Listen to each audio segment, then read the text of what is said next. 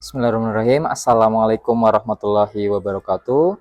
Yang kami hormati dosen penguji uji kinerja di LPTK IAIN Ponorogo. Perkenalkan, nama saya Fadlilah Wahid Matuhidin, guru Al-Quran Hadis di Madrasah Aliyah Negeri 2 Banjarnegara, sekaligus mahasiswa PPG dalam jabatan batch 1 tahun 2025 di LPTK IAIN Ponorogo, mata pelajaran Al-Quran Hadis.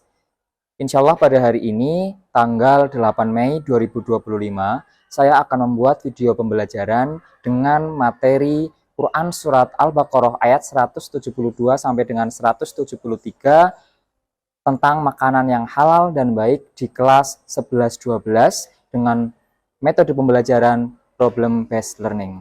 Terima kasih. Wassalamualaikum warahmatullahi wabarakatuh.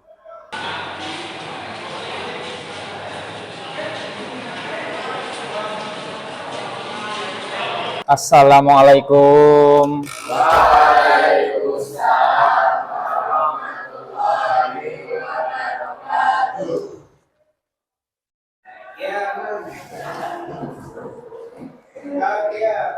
Assalamualaikum warahmatullahi wabarakatuh. Waalaikumsalam warahmatullahi wabarakatuh. Oke, baik. Selamat pagi anak-anakku semua.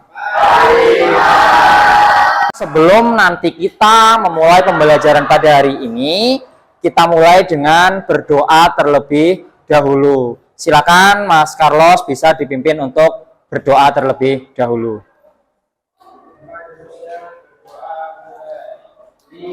Bismillahirrahmanirrahim.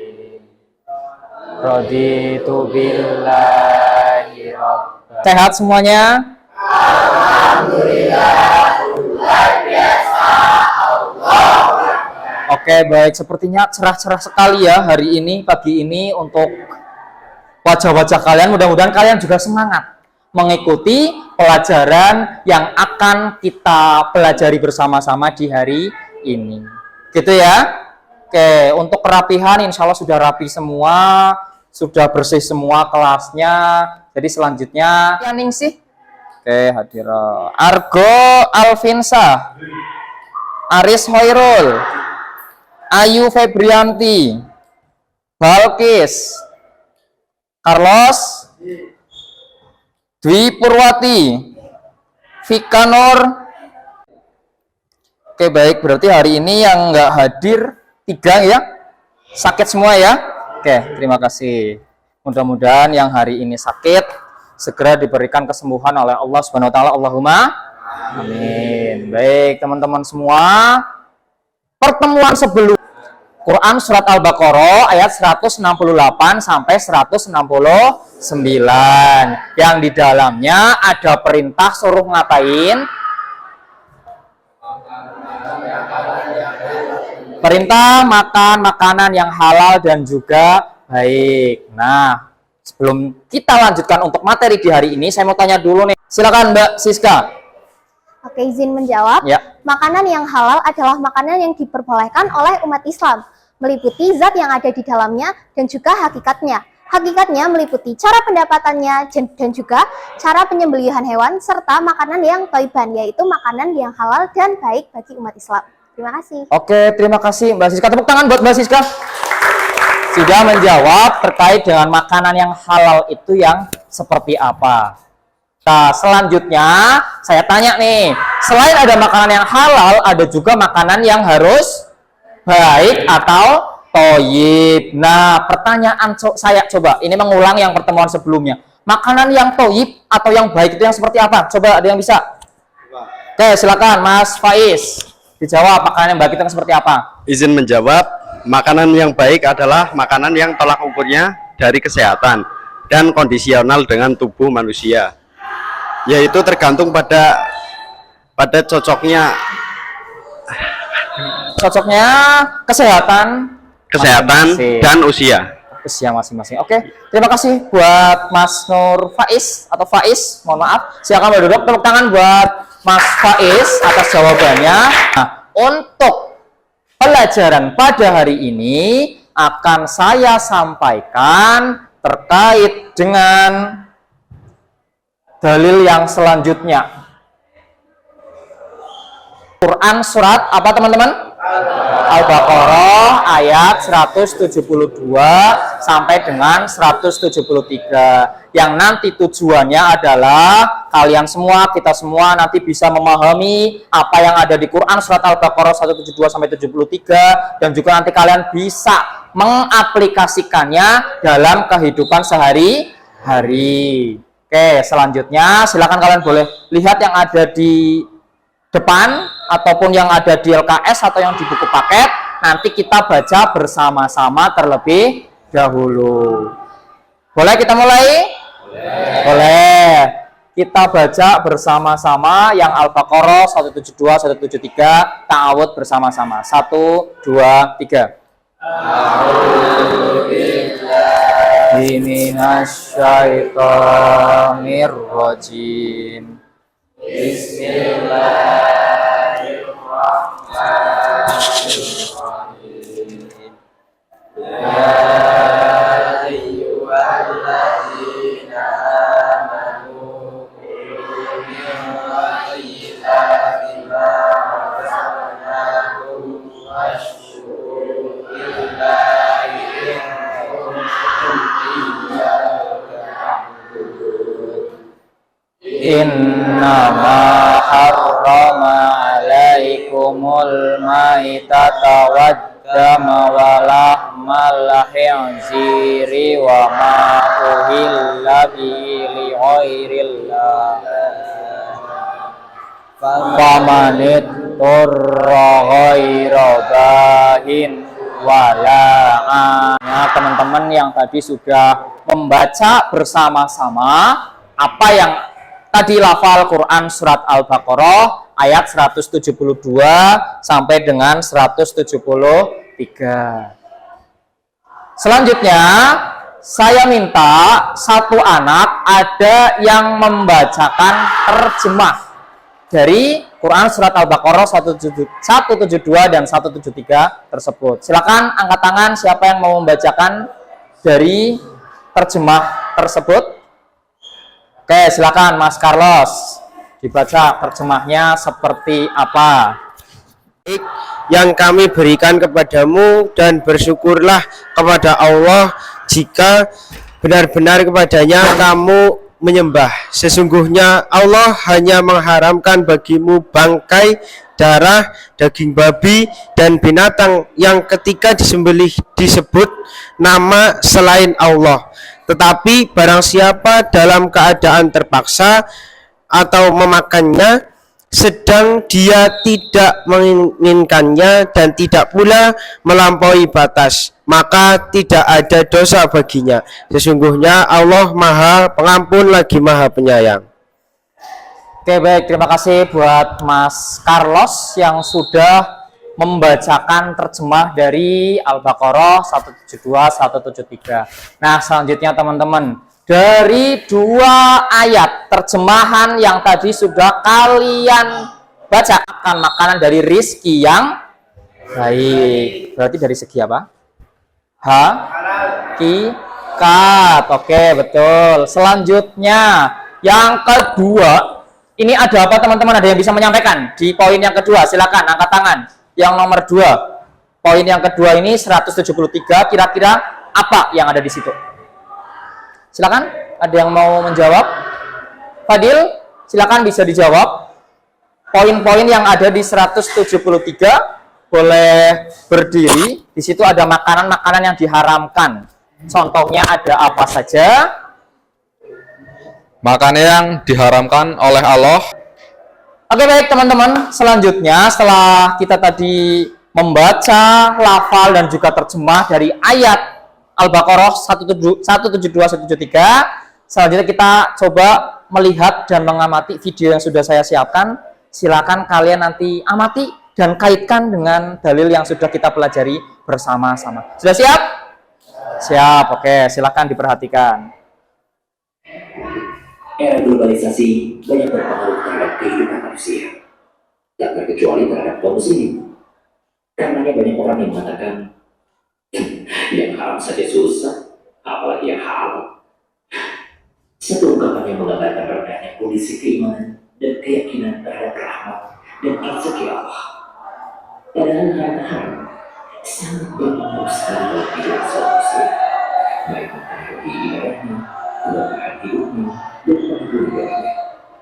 Penting sekali bagi seorang muslim untuk memperhatikan apa yang dia santapkannya setiap hari, sehingga makanan tersebut tidak berdampak buruk bagi dirinya maupun keluarganya.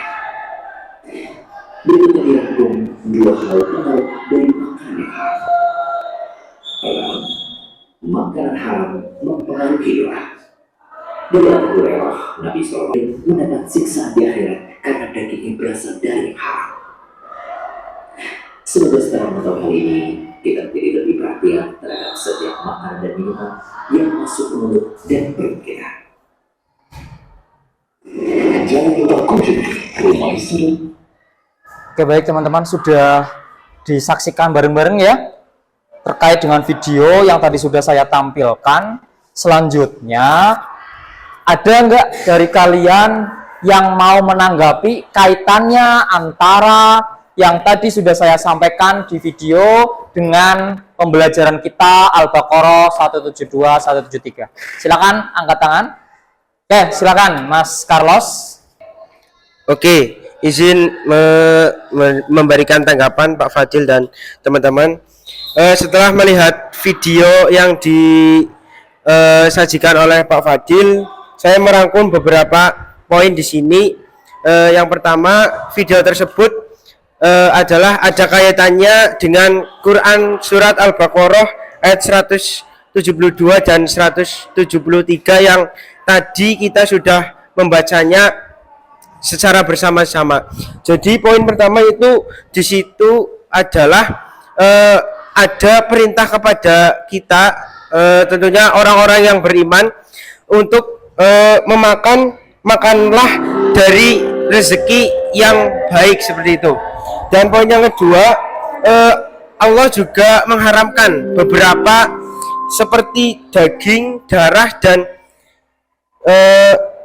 bangkai serta hewan yang disembelih tetapi tidak menyebut nama Allah. Selanjutnya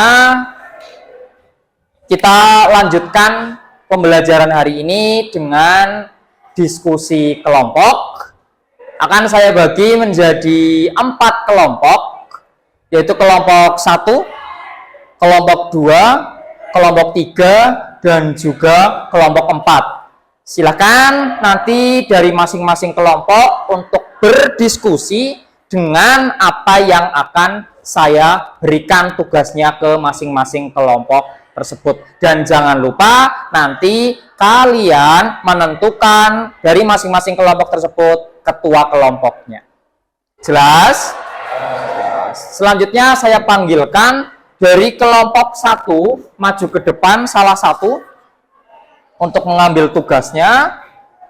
Kemudian kelompok 2 silahkan maju ke depan. Kelompok 3 dan kelompok 4. Silakan untuk bisa berkelompok terlebih dahulu.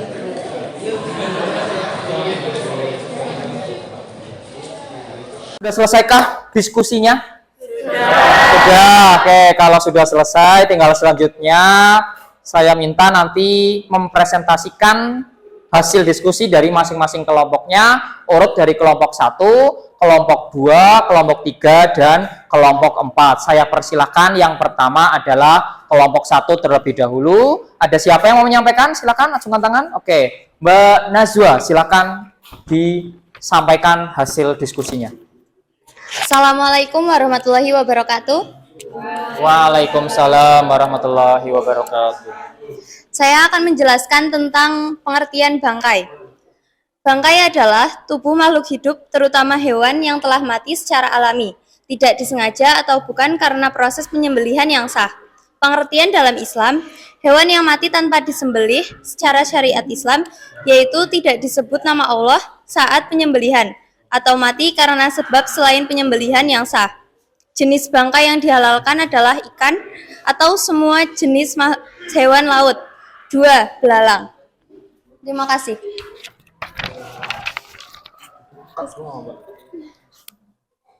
Oke, selanjutnya tinggal ditanggapi ya teman-teman. Ada yang mau menanggapi dari penyampaian kelompok 1? Silahkan acungkan tangan.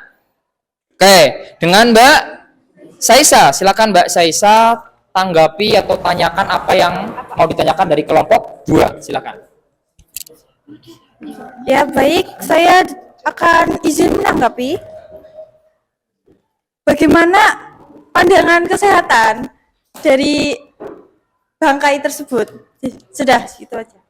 Mati karena tidak disembelih. Jadi menurut kesehatan itu tidak baik. Makasih. Sudah terjawab untuk kelompok 2? Oke, baik. Tepuk tangan buat kelompok 1 yang tadi sudah menyampaikan penjelasannya terkait dengan bangkai, yang itu juga jelas diharamkan di dalam Al-Quran. Yang ada di Quran surat apa? Al-Baqarah ayat 173. Selanjutnya saya beri kesempatan menyampaikan penjelasan atau diskusi kelompoknya dari kelompok 2. Silakan untuk kelompok 2 saya persilahkan. Baik, izin untuk menyampaikan hasil dari diskusi kelompok kami, yaitu tentang darah. Darah yang diharamkan dalam Islam adalah darah yang mengalir dari hewan yang telah disembelih. Seperti saat hewan yang disembelih dan darahnya mengalir keluar. Darah yang tidak mengalir, seperti yang ada dalam hati dan juga limpa, diperbolehkan untuk dimakan di dalam Islam. Alasan diharamkannya darah yang mengalir adalah karena dianggap najis dan juga dapat membahayakan kesehatan. Seperti itu, Pak. Terima kasih. Oke, baik. Terima kasih dari kelompok 2 yang sudah menyampaikan terkait dengan apa tadi? Darah. Darah yang seperti apakah yang diharamkan di dalam penjelasan kalian tadi itu? Darah yang mengalir saat Darah hewan yang disembelih. mengalir dari hewan yang disembelih. Oke, baik. Ada yang mau menanggapi dari penjelasan kelompok 2 terkait dengan darah yang mengalir yang juga diharamkan? Silakan. Oke, silakan dari kelompok 3 mau menanggapi. Silakan, Mas. Izin menanggapi, saya dari kelompok 3. Pertanyaannya adalah bagaimana tanggapan pandangan kesehatan modern tentang hikmah dilarangnya mengonsumsi darah. Terima kasih. Izin menjawab untuk pertanyaan dari Mas Faiz. Untuk resiko kesehatan pada kesehatan modern adalah yang pertama, resiko infeksi. Darah bisa menjadi media hidup bagi bakteri, virus, serta parasit seperti Salmonella, E. coli, dan juga Listeria. Selain itu, potensi penyakit zoonosis, yaitu zoonosis adalah penyakit menular dari hewan ke manusia.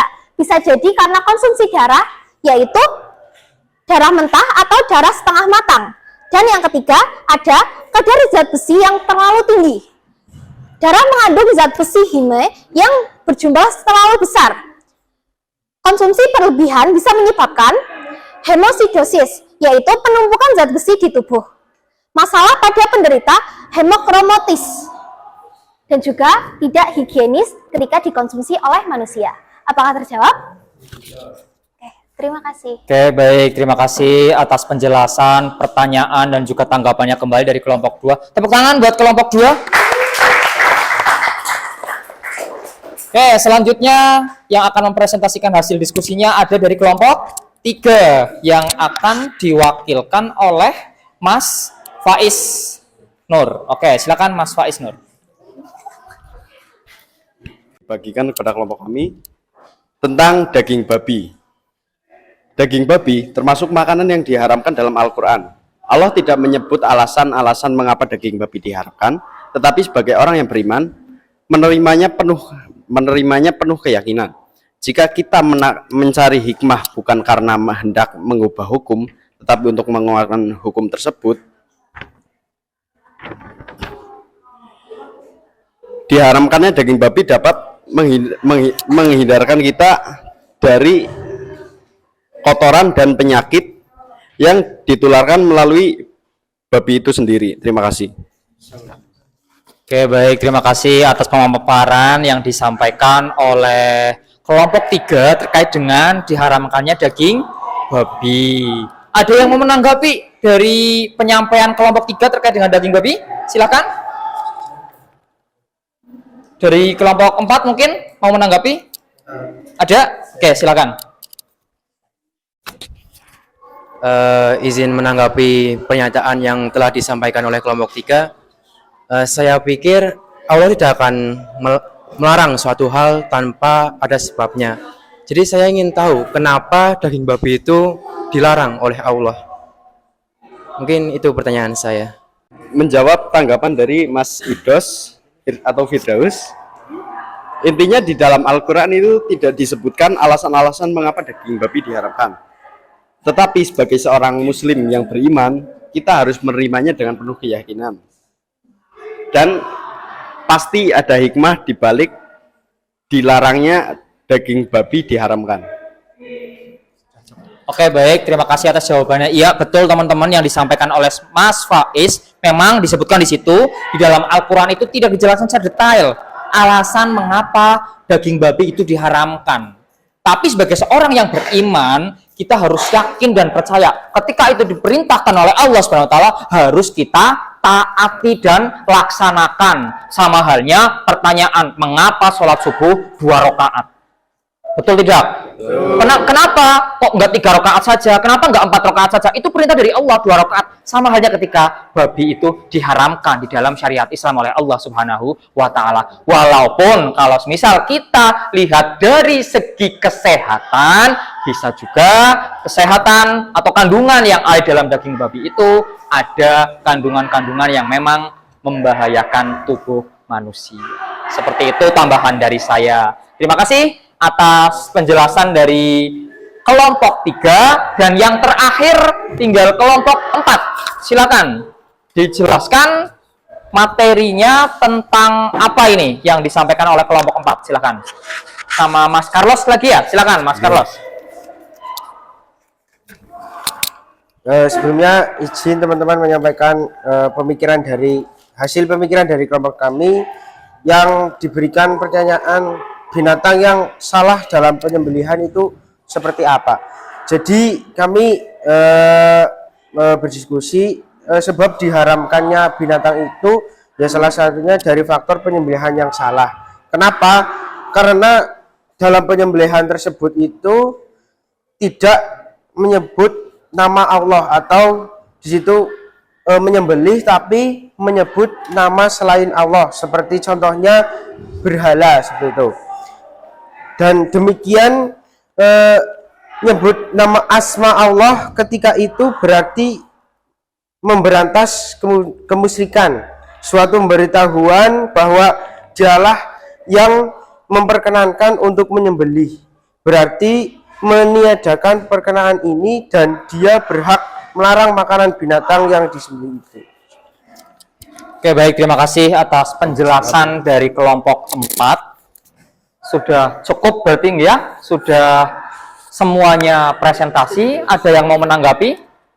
Izin menanggapi kelompok 4, mengapa Islam melarang memakan hewan yang disembelih atas nama selain Allah? Terima kasih. Izin menjawab pertanyaan kelompok 1. Jadi sebab diharamkannya binatang yang disembelih bukan karena Allah, di sini ialah semata-mata ilat agama dengan tujuan untuk melindungi kemurnian akidah atau tauhid dan memberantas kemusyrikan. Oke, terima kasih atas jawaban dari kelompok 4 dan presentasi hasil dari kelompok 4 dan kelompok 1, 2, 3, 4 semuanya kita beri tepuk tangan dan aplaus yang keras dari semuanya. Oke, terima kasih. Baik, jadi untuk diskusi pada hari ini sudah disampaikan semua ya teman-teman semuanya. Selanjutnya tinggal saya beri kalian kesimpulan apa yang sudah kita pelajari pada hari ini, yaitu di Quran surat Al-Baqarah 172. Disampaikan kalian diminta untuk apa di situ? Makan makanan dari rizki yang halal dan baik. Berarti kalian cara mendapatkannya itu harus dari rizki-rizki yang baik. Yang kemudian dilanjutkan di ayat yang ke-173 yang tadi sudah kalian diskusikan bersama-sama. Ada 4 kategori, teman-teman. 4 kategori makanan yang diharamkan, yaitu yang pertama bangkai yang disampaikan kelompok 1. Tapi ada pengecualian. Ada bangkai ikan, bangkai belalang. Kemudian yang diharamkan yang kedua ada darah. Darah yang di sini adalah darah yang mengalir. Itu juga diharamkan yang disampaikan sama kelompok 2. Selanjutnya yang ketiga, makanan yang diharamkan di ayat yang ke-173 adalah apa yang ketiga tadi? Daging babi, yang itu memang jelas dari zatnya diharamkan di dalam syariat Islam untuk dikonsumsi. Dan yang terakhir, yang keempat adalah apa? Binatang yang ketika disembelih itu tidak menyebut nama Allah Subhanahu wa taala, atau menyebut selain nama Allah Subhanahu wa taala. Yang tambahan dari saya adalah di situ disampaikan di poin selanjutnya di Al-Baqarah 173, tapi makanan-makanan tersebut tadi kalau semisal kok dalam keadaan apa, seperti apa coba teman-teman, ada yang tahu? Dalam keadaan apa? Terpaksa. Dalam keadaan terpaksa kok harus sekali mengkonsumsi makanan tersebut, kira-kira berdosa apa tidak? Tidak. Dalam keadaan terpaksa. Contohnya kalian naik ke atas gunung, lagi naik gunung, kemudian kalian tersesat di gunung tersebut. Setelah tersesat kalian nggak tahu jalan pulang, perbekalan sudah habis, kok dilalah sekali kalian baru lihat di situ. Contohnya mungkin ada babi hutan atau ular atau apa yang kecil. Kalian kalau nggak makan itu sudah nggak bisa bertahan lagi, mati, meninggal. Apa yang harus kalian lakukan? Kalian rela meninggal atau seperti apa?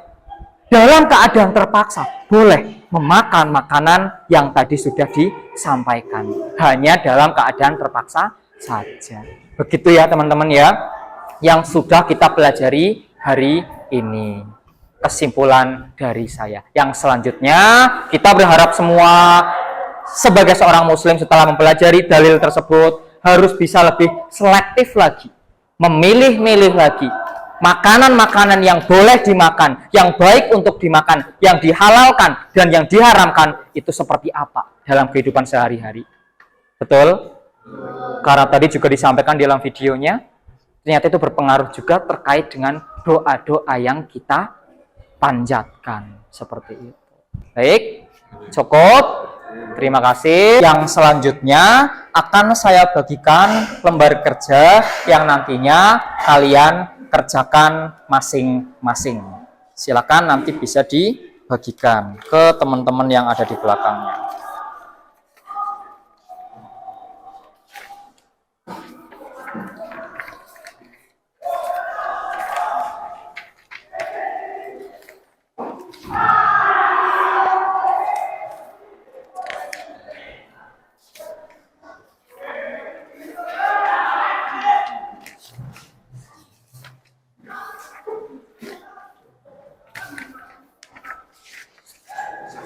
Nah, lebihnya nanti full aja. Oke, baik, silakan itu nanti dikerjakan ya teman-teman semua sebagai bahan refleksi dan juga asesmen apakah kalian tadi sudah memahami apa yang kita pelajari bersama-sama terkait dengan makanan yang halal dan haram yang ada di Quran surat Al-Baqarah ayat 172 dan 173. Akhirnya saya ucapkan terima kasih banyak atas perhatian dari teman-teman semua dari kelas 11-12, pas sekali dengan bel. Mohon maaf kalau saya ada salah-salah kata. Saya akhiri. Wassalamualaikum warahmatullahi wabarakatuh. Waalaikumsalam warahmatullahi wabarakatuh. Terima kasih Pak. Semoga ilmunya bermanfaat. Amin. Amin. Terima kasih.